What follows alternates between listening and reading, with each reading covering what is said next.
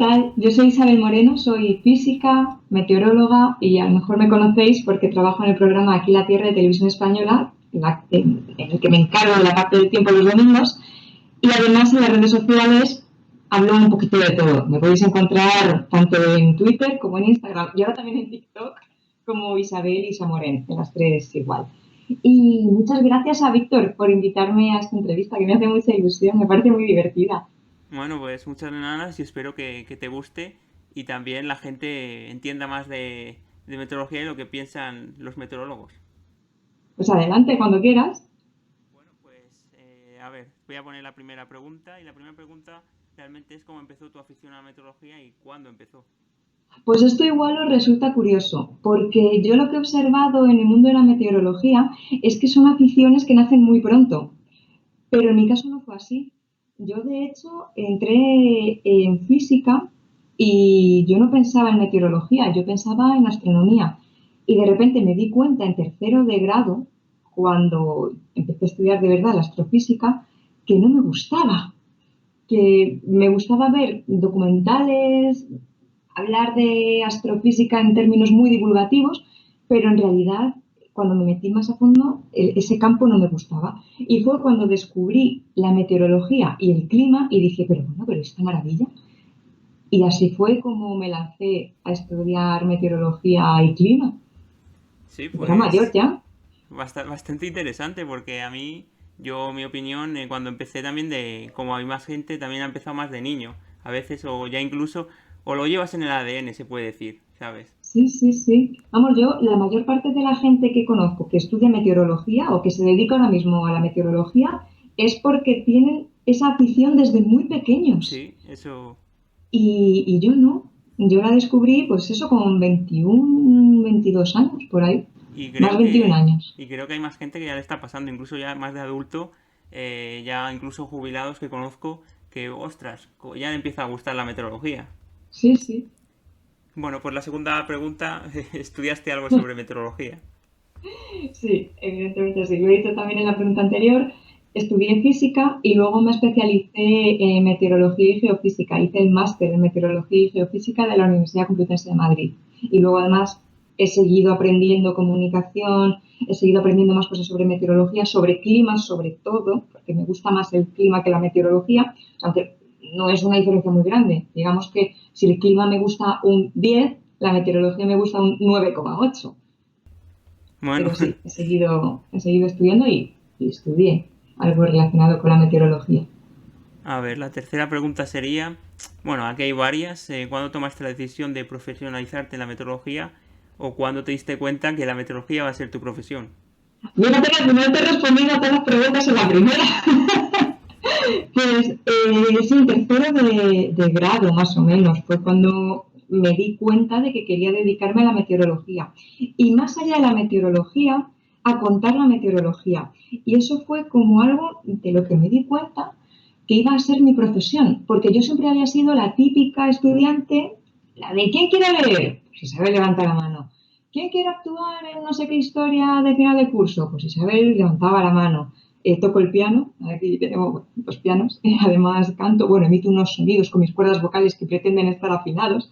Entonces, al final, lo que terminé haciendo fue juntar lo que me empezaba a gustar muchísimo en términos académicos con mi forma de ser, que era como muy de show, ¿no? Como de contar cosas, de subirme a un escenario.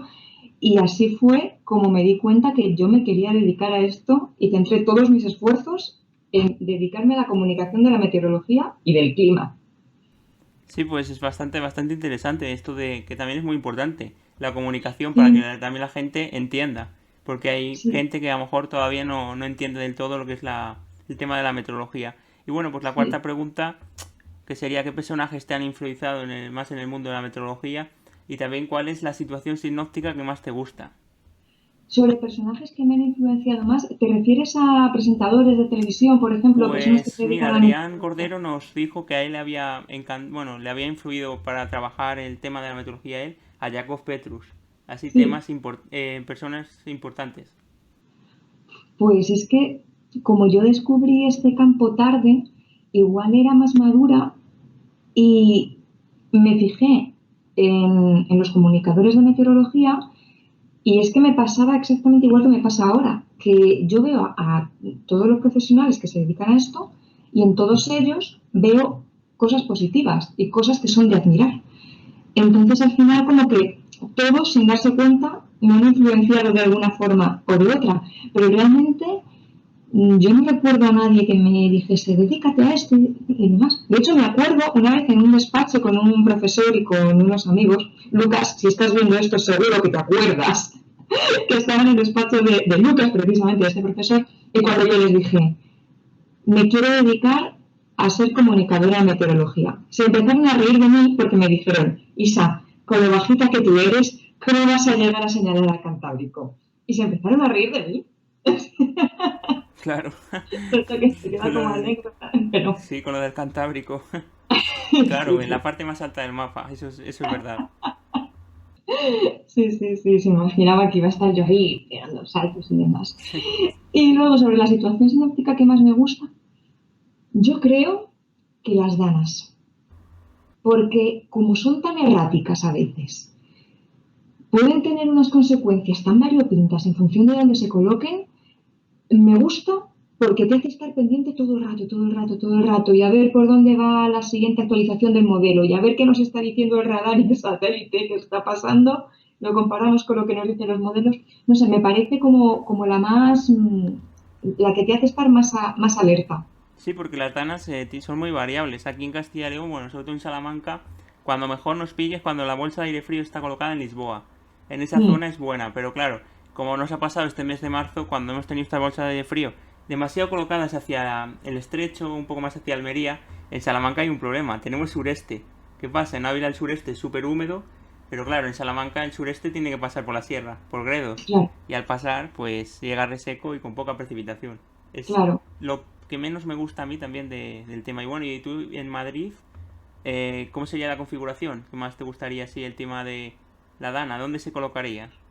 Pues no sé, digo yo que igual entraría de sureste. El viento no, claro, porque si no, con la barrera montañosa, Claro, el sureste es es, decir, es claro, por ideal. ahí, sí, ahí los surestes. Pero claro, me gustan más sobre todo en el sentido en el que ves de repente que pueda haber precipitaciones asombrosas. ¿Tú te acuerdas? No sé cómo se vivió esto desde el punto de vista aficionado. La dana de septiembre de 2019. Pues ahora mismo No no recuerdo. recuerdo mucho. Ah, igual es que tú eres muy jovencito también. Bueno, muy jovencito. Es que hace 3 años y tú es que eres muy joven. Claro. Pues ahora mismo no lo recuerdo, pero sé que con nosotros amigos no hace mucho que en Orihuela, cuando se inundó la ciudad, el pueblo, tenía ya algunos amigos y bueno, fue horrible. Pero es que también hay que tener en cuenta que yo creo que hay zonas que están muy mal construidas, porque el canal del río siempre tiene que ir También. al río natural. Pasa como en el Manzanares o en zonas también de Pamplona, en el río Pamplona, que para hacer la ciudad bonita has metido en un canal y metes el río por el centro de la ciudad. Y creo que claro, que cuando pasa lo que pasa, pues Claro, ahí, tiende a claro, desbordarse. siempre se juntan varios factores, ¿no? Porque precipitaciones abundantes pueden ocurrir y estamos viendo que en algunos lugares está aumentando la frecuencia en la que se producen estas precipitaciones abundantes, pero también es verdad que hay cosas que están construidas en lugares un poco problemáticos. Entonces, también cuando te dedicas a la meteorología y ves muchas imágenes de inundaciones, de riadas, hay ciertos pueblos que cada X tiempo aparecen inundados. Y cuando te vas, no hace falta irse a un mapa donde veas por dónde pasan los, o sea, quiero decir, un mapa súper específico de esto, que basta irte a Google Maps y ves que efectivamente está el pueblo y un río. Entonces, evidentemente, se inunda esa Claro, es zona. que y se está notando cada vez más, porque como tú bien dices, cada vez llueve un poco más fuerte, en poco tiempo, y estos sitios no están preparados. Aquí en Salamanca, para ser un río grande, que el Tormes es uno de los ríos más grandes, quitando ya las cuencas como el Duero, el Ebro, es un río bastante grande. Incluso creo que, bueno, si tiene el embalse de la Almendra, creo que es uno de los embalses más grandes de España. O Uh sea -huh. que ese tiene mucho. Claro, lo bueno de esta ciudad, que el río está en su zona natural, y nunca se va a inundar porque la ciudad está por encima. Claro, Es la ventaja que tiene Salamanca, porque tú tiras hacia el norte de la catedral y está en un alto, y el río está abajo del todo. Y claro. por eso, pues, bueno, en Salamanca ya en la historia hay un... Ese país se contaron que hubo un desastre bestial, pero hace muchos, muchos años, no sé en qué siglo fue, que hubo una riada. ¿Y qué pasó? Que había, en la parte sur de la ciudad había edificios que Ujú. esos desaparecieron y a partir de ahí se dio cuenta que, claro, no se podía construir en esa zona, pero parece ser que eso en otras ciudades no se está aprendiendo. Claro, también es que cuando tienes riadas que pasan cada muchos, muchos años, se olvidan de la mente. O sea, tenemos una memoria meteorológica muy corta, pero no, sí, en general. Hay cosas incluso que han pasado hace 2 años de las que ya no nos acordamos. Entonces, tú imagínate que pasa una generación hasta que vuelve a haber una riada tremenda y claro, no te has preparado para ello. O sea, no te planteas, oye, ¿por qué empezaron a construir en la parte de arriba de la montaña si aquí tenemos una llanura estupenda? No, pues a lo mejor se fueron allá arriba de la montaña porque se les inundó en algún momento. Claro, eso Entonces, pasa bastante. Y bueno, pues la quinta pregunta sería, a ver, ¿qué fenómeno meteorológico has visto y te gustaría volver a ver o te gustaría ver? Y bueno, que no has visto y que te gustaría ver. Y luego también ¿cuál es tu favorito de los que hayas vivido? pues a mí me gustaría vivir un huracán, pero sin que pasase nada. O sea, me gustaría sentir que se vive cuando te afecta un huracán o un tornado muy potente. A ver, o sea, me gustaría verlo. Y de los que he vivido, Filomena. O sea, el que más me ha impactado, Filomena. El sonido, lo que se veía por las ventanas, cuando bajamos a la calle y la nieve me llegaba a las rodillas. A ver, que soy bajita, pero tampoco soy tan bajita. Pero que la nieve me llegaba a las rodillas, literalmente. El sonido, el ver Madrid como si fuese una película, o sea, me alucinó. Si es que ese ha debido de ser bestial, porque fíjate, como Adrián Cordero también comentó, también le pilló en Madrid y dice lo mismo que tú, que, que Filomena es lo que su favorito, lo que más ha marcado. Y yo creo que todo el mundo que haya estado en Madrid cuando sucedió, creo que eso lo ha dejado marcado. Porque en otras Sí, ciudades, pues bueno, aquí pues bueno, tampoco nevó mucho, fue normalito. Pero es que lo de Madrid fue tremendo. claro, y es que en Madrid, cuando nieva, ya la ciudad colapsa. Bueno, tenemos el caso del 9 de enero de 2009, que cayeron, nada, o sea, 6 centímetros de espesor, por lo que cayó. A lo mejor en el aeropuerto sí se acumuló un poquito más, pero en la ciudad se acumularon 6 centímetros de espesor y se colapsó por completo Madrid. Entonces, si ya jugamos con que en Madrid vivimos una cantidad tremenda de personas, o sea, que hablo de Filomena y en Madrid porque yo vivo en Madrid.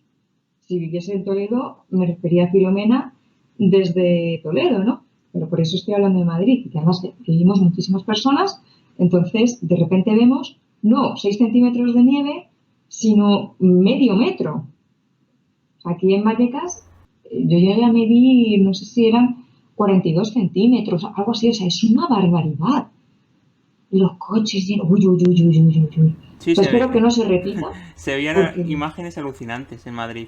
o sea, brutal, Y yo lo que brutal. tuve, lo que a mí me pensé yo, digo, uff, la gente que está enferma, la gente con problemas como yo, que tienen que ir en silla de ruedas, uff, es que no podría salir de casa. No, no, no, no, no podías. Y luego además es que pasaron muchos días hasta que podías hacer vida, entre comillas, normal, porque las calles estuvieron congeladas muchísimo tiempo y hasta que no llegó la lluvia no se fue la nieve. No, claro, es que no tenemos infraestructura para luchar contra eso. O sea, es que la cantidad, dejando a un lado si se gestionó mejor o peor, 50 centímetros de espesor o 40 centímetros de espesor en una ciudad donde viven 3 millones de personas, no sé yo si se puede gestionar de algún modo. Y sobre todo si no estamos acostumbrados a ello. Pues difícil porque pilló, aparte de que ya se estuvo informando, porque yo también estuve informando con más gente, luego también gente en los medios, se pilló un poco a la población como que no hizo mucho caso. Dicen, va a nevar en Madrid. No, hombre, ¿cómo va a nevar en Madrid? ¿sabes? Sobre eso, voy a hacer un poquito de spam porque a raíz de esto que estás comentando, que la gente no se creía que iba a nevar, luego encima el lío político que se montó, el lío entre administraciones, que hubo aquí una guerra de todos pasándose la pelota de un lado a otro, entrevisté a un psicólogo que se llama Ramón Nogueras y tiene un libro que se llama ¿Por qué creemos en mierdas? Y habla sobre teorías de la conspiración, habla sobre negacionismos varios. Entonces yo quería preguntarle a Ramón cuáles eran los procesos psicológicos que nos llevaban a negar que lo que estaba pasando primero era tan importante, que llevaba a la gente a que no nos creyesen a los meteorólogos cuando estábamos diciendo, oye, que es que va a nevar casi medio metro de nieve en Madrid. Y la gente decía, ¿cómo va? Si luego no cuaja, si luego, como siempre, decís que va a nevar y luego no nieva. Esto también tiene relación con la corta memoria meteorológica que tenemos y con Sí. nuestra experiencia. Si nosotros no hemos visto nunca nevar de esa forma en Madrid, ¿cómo vamos a pensar que va a nevar tantísimo en una ciudad donde no hemos visto nevar así nosotros en nuestra vida? Claro, fue alucinante porque aparte de las previsiones ya se iba viendo, incluso AEMET 2 días antes ya empezó con los avisos rojos, que bueno, Sí, ya sí, es, incluso nevó más que el aviso rojo, porque el aviso rojo no sé cuántos, no sé si son a lo mejor ya 15, 20 centímetros, ¿no? En Madrid, que ya es, si con 5 o con 3 aquí en Salamanca con 3 centímetros te avisan, te ponen el amarillo, sí. pues imagínate caer medio metro. Pero bueno, Ostras. yo creo que estuvo ahí 2 semanas, ya estábamos ahí pendientes porque los modelos insistían y al final empezó con Nochebuena, empezó con Nochevieja, así iban pasando los días. Digo, no llega Sí, hasta que llegó, claro. claro. Yo Pues recuerdo el día, no, perdón, la semana anterior a Filomena, entré por la redacción y lo primero que dije fue, un domingo, el domingo antes de Filomena, ¿qué pasaría si esta semana cae un metro de nieve en Madrid? Porque no sé si recuerdas que al principio metían una cantidad de nieve en el interior peninsular, pero brutal, pero sí, del orden de un metro. Es que era una salvajada aquello. Y claro, todo, ¡ah! ¿Cómo va a caer tanta nieve en Madrid? Y al final no fue un metro, fue medio, pero vimos lo que pasó. claro, y sí es lo que comento, que mucha gente no se lo creía. Pero luego también hay gente que también, como tú, con más gente ya lo estaba diciendo, que ya se estaba viendo. Y bueno, pero luego, claro, luego ha pasado ya el tiempo y hemos visto ahí noticias de tipo de Filomena que lo había previsto. Y bueno, un jaleo que se ha montado Bueno, ahí, que yo creo que ha sí, sido demasiado pesado. A mí me ha aburrido mucho el tema, porque no había mucha más gente que ya lo había dicho, realmente. Lo iba sí, avisando, lo iba viendo, pero bueno, ese tema no, queda aparte es y otro mejor tema. olvidarlo porque cansé un poco, la verdad.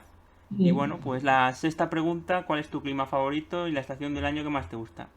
Pues yo creo que todos los climas tienen su encanto siempre que estén donde tienen que estar y que no cambien en cuestión de décadas. Y la estación del año que más me gusta, el otoño. Es que muy bonito, tiene unos colores muy bonitos. Y, y además de eso está el mar, el océano muy caliente, entonces tiene situaciones potencialmente intensas. Y claro, o sea, a ver, que tampoco quiero que nadie se lleve a engaño por lo que estoy diciendo. Vamos a ver, evidentemente, cuando tenemos una situación meteorológica extrema, esto, para quienes nos dedicamos a este campo, pues evidentemente llama muchísimo más la atención y nos gusta ver lo que pasa. Pero claro, no queremos que pase nada. No queremos que tenga malas consecuencias. Pero desde luego que este tipo de fenómenos son interesantes desde el punto de vista científico y aficionado. Sí, no es una estación fea y hay gente que también a lo mejor le gusta más otras, pero otros también le gustan como a ti el otoño. Sobre todo es también los colores, el cambio. A mí me gusta sobre todo la floración, a mí me gusta más la primavera. Pero bueno, el otoño, como tú dices, cada estación tiene lo suyo, su encanto. Y bueno, y como bien has dicho, que el clima, que tenga de ser lo que tenga de ser, no un no invierno y lo que está sucediendo últimamente, que en invierno Sí, sí, no sí. hace frío y que luego hace frío. O sea que bueno. Mm, Y la séptima pregunta, que si tienes alguna estación meteorológica instalada o si llevas algún aparato siempre contigo, tipo no, anemómetro, termómetro. no tengo. No Vale. tengo. Yo tengo uno es un anemómetro digital, que lo puedes sacar a la Ah, calle para medir el viento, pero bueno, cachivaches, que al final... Sí. Me parece muy interesante y sobre todo, jolín, agradezco a todas las personas que tenéis estaciones meteorológicas en vuestras casas y que estáis pendientes de ellas, las tenéis en muy buen estado, porque es que yo no tengo una estación meteorológica porque yo no podría mantenerla en buen estado, no podría estar pendiente de ella, entonces Claro, mejor, si no lo puedo mantener bien, claro, luego también hay diferentes, muchos tipos de estaciones, porque yo también tengo un apartado que me dedico a aconsejar a la gente que me pregunta, mira esta estación, mira la otra. Luego cada una tiene lo suyo, cada una, a lo mejor una es más fácil de limpiar que otra, ¿sabes? Y depende de mm, donde... También tienen su trabajo que tienen que estar pendiente y claro, y gente que me pregunta del campo, pues claro, hay que tener wifi. Si no, los datos no los vas a poder enviar a ningún lado, te los tienes que quedar para ti. Y claro. claro, eso también hay que tenerlo en cuenta. Y bueno, pues ya para acabar las últimas tres preguntas, esta, pues la 8, ¿cuál es tu postura con respecto al cambio climático? Si aún estamos a tiempo para acabar para la tendencia, ¿cuál es tu visión, más o menos? Bueno, pues por suerte o por desgracia, esto no es una opinión o es una postura, sino que son datos y evidencias científicas. No hay ninguna duda de que ahora mismo el cambio climático se está produciendo y además de cuál es su causa. Entonces, en ese tema, no hay debate. ¿Estamos a tiempo de parar la tendencia? Depende de cuál. Porque una de las cosas más incómodas del cambio climático y más difíciles de, con muchas comillas, solucionar, porque solucionar no es la palabra más adecuada. Muchas de las cosas que están pasando no tienen vuelta atrás.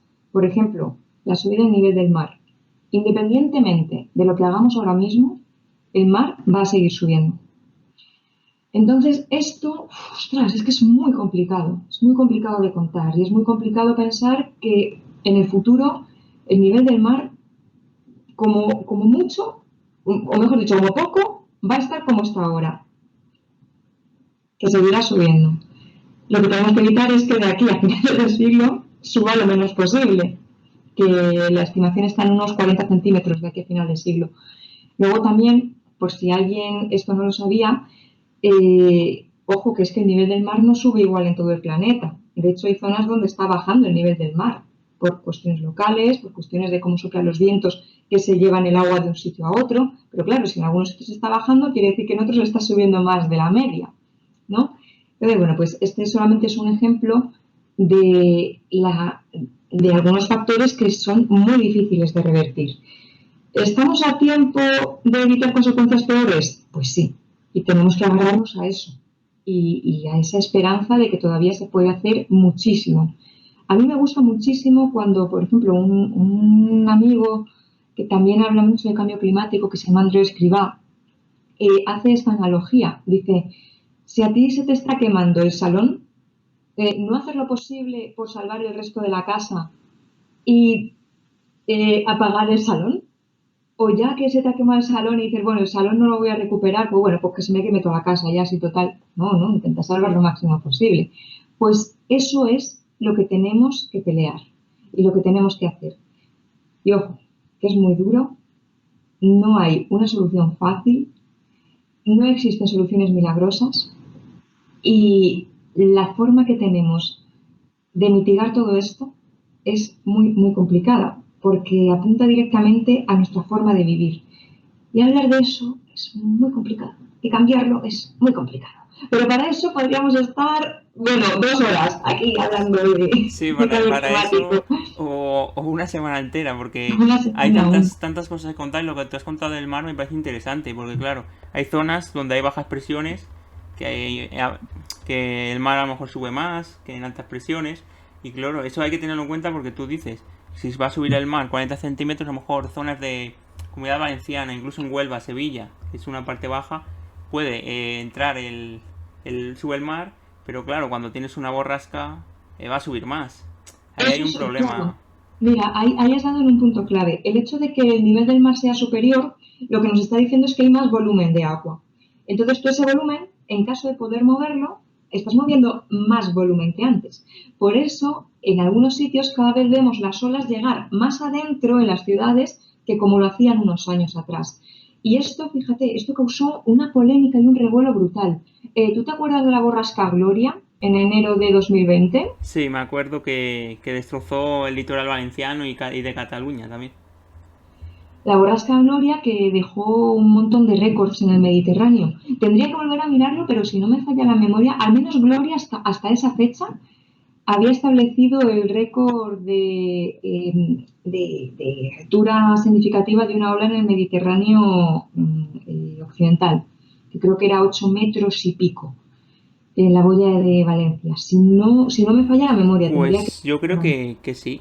Luego también creo que en una boya, bueno, más en alta mar, en Mallorca. No sé si se habían pasado de los 12 metros. No Pues sé, no me acuerdo ahora mismo. ahora mismo me baila la memoria, pero no sé si ese récord se ha ido ya o si continúa establecido de esa fecha.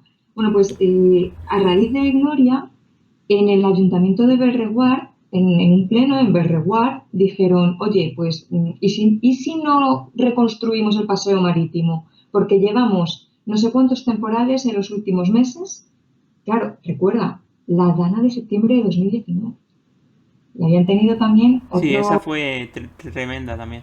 que fue asombroso eso. Entonces, pusieron sobre la mesa no reconstruir el paseo marítimo. Y se lió muchísimo. Fue una declaración muy, muy, muy polémica. Pero claro, de repente te pones sobre la mesa algo que dices, ojo, que es que a lo mejor tenemos que adaptarnos a que el mar cada vez vaya comiéndose más terreno y más terreno y más terreno. Fíjate lo duro y lo espinoso que es esto, ¿eh? Sí, es un tema fastidiado porque, claro, hay muchas viviendas. Yo lo primero que pensaría cuando hay destrozos de estos, ya no sería construir el paseo marítimo, es que hacer algo y la primera línea de playa, pues demoler las casas porque es que ahí no podrías construir. Y construir en esa zona el paseo marítimo, porque es que al final te va a costar más, mucho dinero, mucho esfuerzo, mucho trabajo, cada Reconstruir, tiempo reconstruir, reconstruir, porque se reconstruir. te va a volver a desconstruir y a lo mejor podría ser algo más económico. Ya sé que hay mucha gente que tiene viviendas, que tiene sus casas, que es complicado, es un tema muy fastidiado. Porque claro, Sí, pero tú ves imágenes, es incluso hay muy incómodo, construcciones sí. que están en el aire ya, en zonas de Valencia y Castellón, y es que claro, ahí no se podría haber construido en esa zona.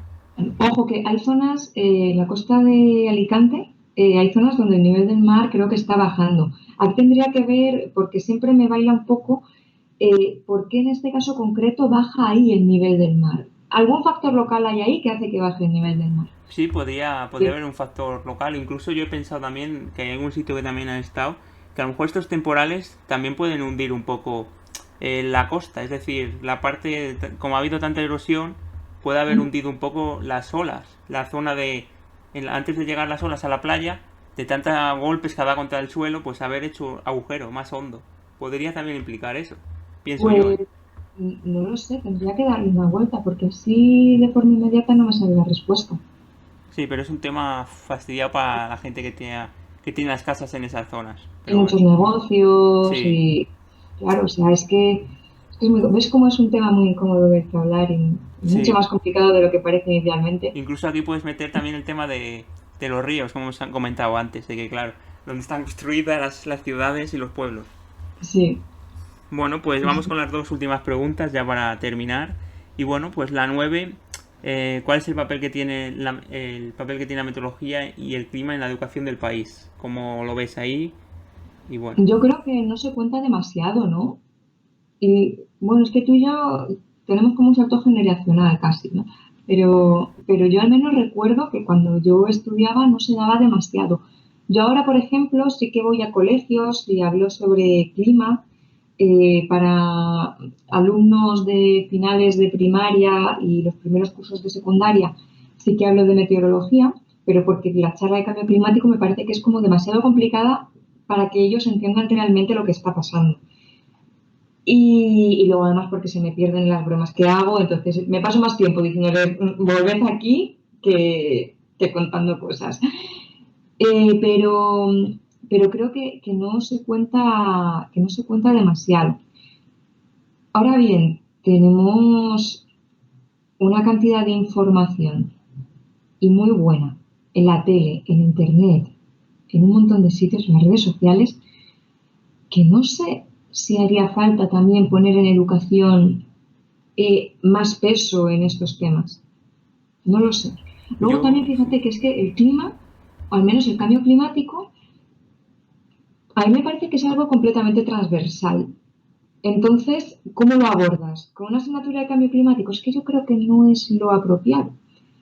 Así que no sé cuál sería la mejor Pues a forma lo de abordar mejor esto. podría haber una asignatura de ya lo que es lo básico, porque es que incluso a lo básico tampoco lo sabes, pero ya yo, fíjate en mi instituto que yo no, yo cuando la edad que tengo tampoco, no lo he dado, no he dado ningún tema de meteorología, no ha habido charla de nada, incluso geografía breve, y claro, tú ves a gente que a lo Bien, mejor matemáticas, ecuaciones, todo lo sabe hacer perfecto, pero luego le preguntas geografía de España y las provincias en comunidades las mandan para otro lado, no saben dónde están los sistemas, los ríos.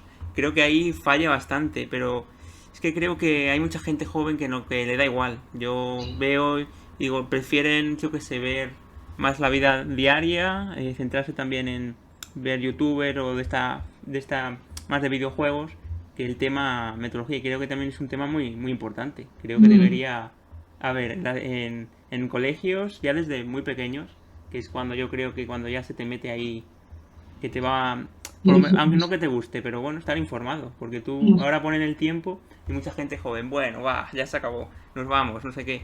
Y claro, estaría bien también verlo. ya. También, no sé, a lo mejor habría que poner más énfasis no solamente en conocer los conceptos de meteorología y clima, sino en saber qué son las fuentes fiables, qué no son las fuentes fiables. O sea, al final como despertar más el espíritu crítico, pero un espíritu crítico bien entendido. Porque, vamos a ver, no es lo mismo que una persona que está en su casa mirando una nube, solamente esta nube, o mirando una piedra y la humedad de una piedra diga mañana va a llover, a que lo diga AEMET, ¿no? Entonces, en ese sentido, yo creo que ahí sí que habría que fortalecer el saber, vamos a ver, sí, espíritu crítico. Si no sabes esto cómo funciona, pregunta, pero tienes que saber que si lo dice EMET, pues que es mucho más fiable así lo dice una persona en su Sí, casa mirando una porque piedra. está pasando mucho que hay mucha desinformación, aparecen ciertas personas, ciertos perfiles en Twitter, redes sociales, que si, bueno, mezclan a lo mejor las cabañuelas, que si. Y bueno, lo que siempre hay que decir, hay que hacer caso a EMET, que es la fuente oficial, los medios Claro, oficiales, porque claro, claro. últimamente parece que, no sé, mucho se critica demasiado a EMET y luego hay gente que, por decir, como tú has comentado, una piedra he visto en un verano, me va a decir que va a llover, que va viene otra Filomena. Bueno, que esas Claro. cosas que no tienen ningún sentido y el problema es eso, que la gente como que se cree más eso que la propia EMET. Y eso creo que vamos un poco mal y puede haber problemas en el futuro con estas personas. También te digo que estas personas, bueno, os podéis leer la entrevista que le hice a Ramón Nogueras, que le he mencionado antes, porque también hablábamos de este tipo de perfiles, y da como mucha luz de cómo actuar con este tipo de personas. Siempre va a haber un sector de la población que va a negar lo que digamos porque sí. O sea, hay personas que son capaces hasta de discutirte que el cielo es azul. Vale, pues muy bien. Pero esas personas, por muchos datos que les des, no van a cambiar de opinión, porque están súper convencidos de lo que pasa. Hay un caso lo cuenta Ramón en su libro, de una especie de secta que hubo, una mujer que decía que iban a venir los ovnis y que iba a llevar a la población a una salvación o no sé qué historia. Y dijo la fecha y la hora a la que iba a aparecer el ovni. El ovni no apareció. Hubo personas que dijeron, vale, pues esta señora igual me engañó un poquito, pero otras personas no. Otras personas empezaron a poner excusas o argumentos para demostrar que es que ellos no podían estar equivocados a la hora de creer a esta señora. Entonces, ese tipo de procesos existen mentalmente y combatirlos es súper complicado. Yo no sé hacerlo. Creo que es tarea de los psicólogos y los sociólogos. Pero sí, sobre todo, mi recomendación como aficionados o profesionales del tema es que cuando veamos este tipo de disparates, no le demos publicidad. Ni para decir, mirad esto que mal está, ni para cargar contra la persona, ni muchísimo menos cargar contra la persona, que a mí eso pues, no me gusta.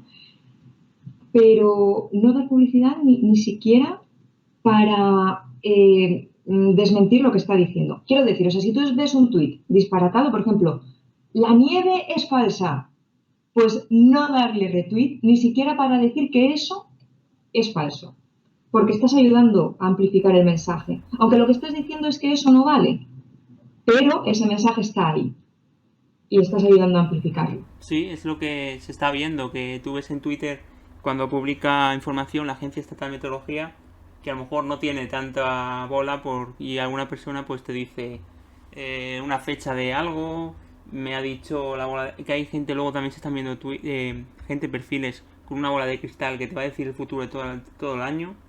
Luego tú ves y dices, pero ¿cómo puede tener tantos seguidores? Y luego tú piensas que claro, luego también tipo como lo que ha pasado con esto de las cabañuelas de una persona que a lo mejor se ha salido demasiado a los medios, se ha dado demasiado bola a algo que es falso y claro, también se están lucrando de la falsedad esas personas, porque los seguidores que la gente te crea, te estás lucrando también. Eso yo pienso, que yo creo que se debería mirar algo más y hacer más caso pues a la EMET y a gente como tú, que gente que sabe de lo que habla, ¿sabes? Que a mí me parece muy interesante, la verdad. Claro. Y bueno, el despertar el espíritu sí. crítico que veíamos antes, pero el espíritu crítico, insisto, bien entendido, porque ser crítico con las cosas no es ir en contra de todo. Claro, eso es. Y bueno, espero que eso a lo mejor en un futuro se pueda también, a lo mejor por redes sociales, controlar un poco, porque hay demasiada desinformación. Es que lo malo en las redes sociales es que tienen un altavoz asombroso. Entonces, al final, como dice Ramón en su libro, joder, es que a que os están entrando ganas de leerlo. Mira, sí que lo tengo aquí, además. Sí, aquí pues hazle publicidad todo publicidad, madre mía. que no pasa Ramón, nada, ¿eh? me tienes que regalar tu próximo libro, porque te estoy haciendo una cantidad de publicidad de tu antiguo libro que no veas. Bueno, Ramón lo que dice en su libro es que realmente ahora no creemos en más teorías de la conspiración que antes. O sea, antes también había muchas teorías de la conspiración, también había mucha gente que creía en cosas que, pues este tipo de disparates podríamos decir, ¿no? Lo que pasa que es que ahora se ven más, porque hay un escenario asombroso, pero eso no hace necesariamente que haya más personas que se metan dentro de esos círculos, ni que haya más cantidad de personas que creen en estas cosas. Lo único es eso, o sea, no dar publicidad. Claro, no dar publicidad, que realmente estas personas son lo que quieren, tener la publicidad. Realmente También, yo creo que sí. es eso. Y bueno, para finalizar la entrevista, Isabel, te voy a decir la última pregunta, que bueno, a esto también se la pregunté a Adrián Cordero, que si estás realizando alguna investigación en la actualidad o has pensado hacer alguna en un futuro, algún proyecto. De momento no. Yo, si acaso, lo más cerca de la investigación de lo que he estado o lo que estoy es colaborando a veces con el Observatorio de Cambio Climático, y elaborando, por ejemplo, el decálogo, pero participando en la elaboración del decálogo, que no lo he elaborado yo, lo han elaborado magníficos profesionales, pero no me dedico de forma muy fuerte a la investigación y tampoco me apetece ahora mismo dedicarme a la investigación en un futuro cercano. Bueno, pues estas serían todas las preguntas de la entrevista. Y bueno, para despedirnos de la entrevista, Isabel, te voy a decir que muchas gracias. A ti, Cualquier cosa puedes contar con nosotros sin ningún problema. Y lo bueno, mismo digo, muchas gracias, es que hacéis una pues labor maravillosa, o sea, esto de entrar en Weather Underground, en Meteoclimatic y ver la cantidad de datos que hay que nos pueden ayudar a complementar información que ofrece AIMED, pues está muy bien. Sí, pues esto ha sido todo. Muchas gracias y nada.